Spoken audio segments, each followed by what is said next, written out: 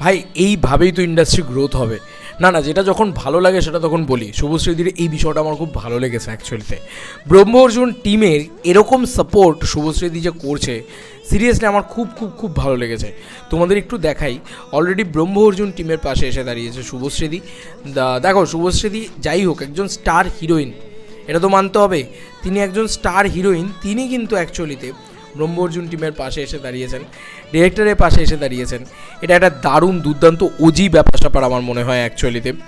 এবং সে কিন্তু নিজের থেকে নিজের তরফ থেকে সেলফ শেয়ার ইত্যাদি এগুলো সব করেছেন। তো এটা একটা দারুণ ব্যাপার অ্যাকচুয়ালিতে। আমি ডিরেক্টরের পয়েন্ট অফ ভিউ থেকে দেখলাম, তার কাছে এটা একটা বড় পাওনা।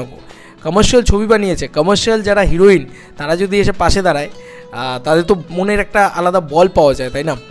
তো আমার খুব ভালো লাগলো যে ব্রহ্ম অর্জুন টিমের পাশে শুভশ্রী। তো এটা মানে মন থেকে ভালো লাগার মতো।